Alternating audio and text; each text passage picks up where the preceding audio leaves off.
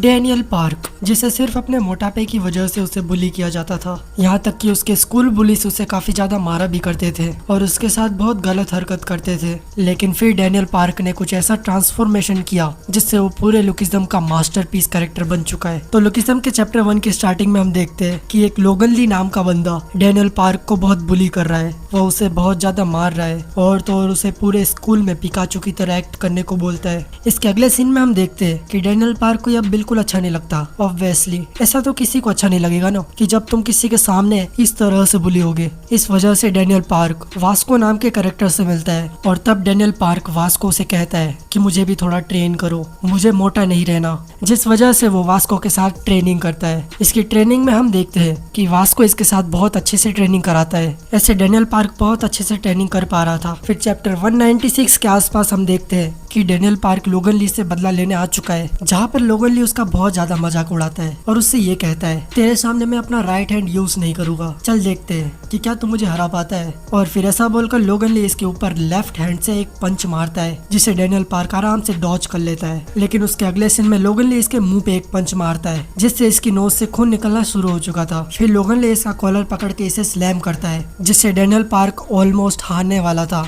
लेकिन तभी वो फिर से खड़ा हो जाता है और फिर डैनियल पार्क इसे मारने जाता है जिससे लोगन ली इसे बहुत ज्यादा मारता है। लेकिन इतनी मार खाने के बावजूद डैनियल पार्क फिर से खड़ा हो जाता है और फिर डैनियल पार्क इसके मुंह पे एक पंच मारता है जिससे लोगन ली इसे 4-5 पंच मारता है। और सच में डैनियल पार्क की हालत यहाँ पे बहुत ज्यादा खराब थी।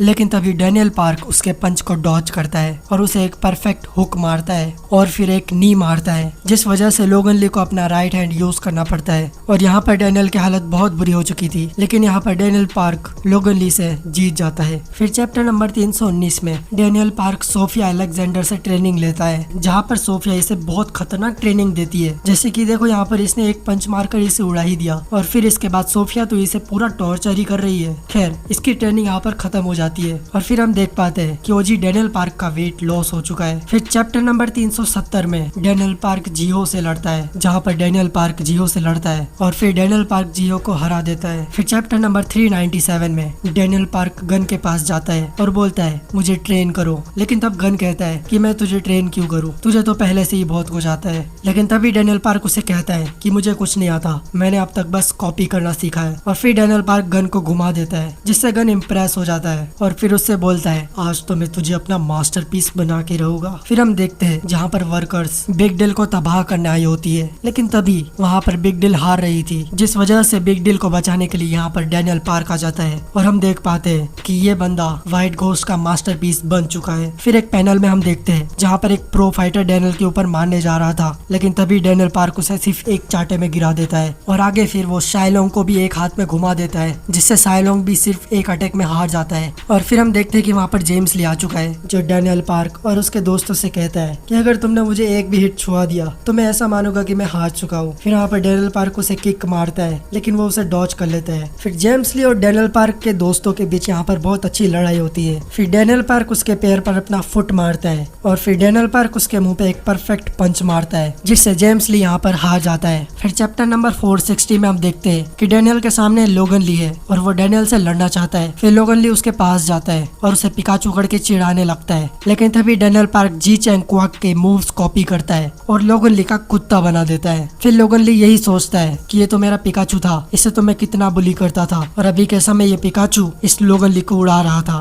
मतलब सीधा सीधा लोगन ली का कुत्ता बना दिया था। फिर लोगन ली इसे स्लैम करने आगे आता है, लेकिन फिर डैनियल पार्क इसे हवा में उड़ा देता है, जिससे लोगन ली यहाँ पर डैनियल पार्क से हार जाता है। फिर चैप्टर नंबर 460 में हम देखते हैं कि डैनियल पार्क की दूसरी बॉडी जो पूरी अनकॉन्शियस हो चुकी है वो वहाँ पर सबको मारे जा रही थी, लेकिन तभी डैनियल पार्क उसे लड़ने आता है। लेकिन बिग डैनियल ओजी डैनियल को बहुत गंदी तरह से मार रहा था, जिस वजह से ओजी डैनियल बिग डैनियल के ऊपर कई सारे कॉपी अटैक भी यूज करता है, लेकिन परफेक्शन के सामने मास्टरपीस है, जिस वजह से परफेक्शन उसे बहुत अच्छे से डोमिनेट कर रहा था। डैनियल पार्क मार खाते खाते अनकॉन्शियस हो चुका था, जिस वजह से डैनियल पार्क यहाँ पर पहली बार यूआई में आता है, जहाँ पर इन दोनों की बहुत अच्छे से फाइट होती है। हम देख पाते हैं कि बिग डैनियल ने डैनियल पार्क को बहुत अच्छे से मारा है, लेकिन इसके अगले ही पल डैनियल पार्क इसके मुंह पे अपनी लात मारता है, जिससे बिग डैनियल उसे डॉज करके उसके ऊपर लात मारता है, जिसे ओजी डैनियल ने डॉज कर लिया था। लेकिन तभी इन दोनों की फाइट के बीच में ओजी डैनियल बिग डैनियल को एक स्लैम करता है, जिसे बिग डैनियल आराम से डॉज करता है और उसी उसे एक दीवार में मार देता है। और फिर ऐसे ही बहुत खतरनाक फाइट चल रही थी जहाँ पर बिग डैनियल ओजी डैनियल को बहुत अच्छे से मार रहा था, लेकिन तभी दोनों के बीच में एक क्लैश होता है और दोनों दूर जाकर गिरते हैं, जिससे दोनों बेहोश हो जाते हैं। फिर चैप्टर नंबर 469 में जहाँ पर हंट फॉर गन आर्क में डैनियल पार्क अपने मास्टर से लड़ता है, जिससे सबसे पहले डैनियल पार्क अपने मास्टर पर एक पंच मारता है, जिसे उसके मास्टर ने आराम से डॉज कर लिया था।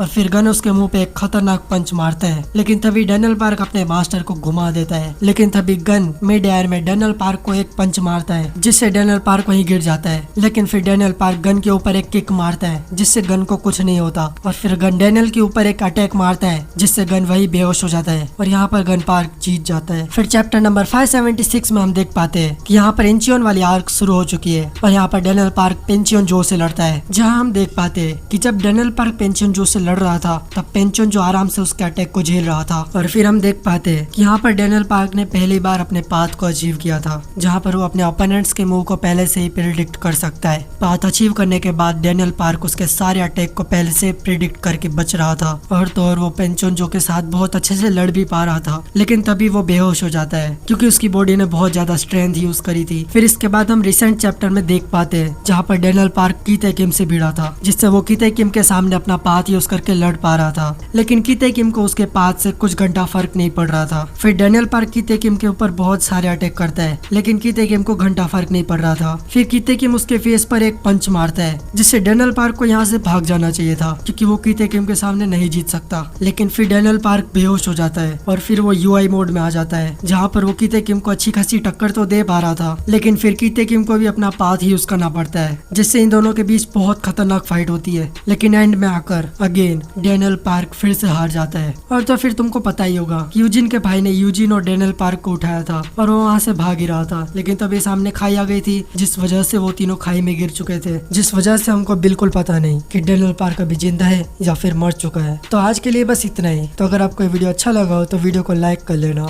मैं मिलता हूँ ऐसी एक और वीडियो में।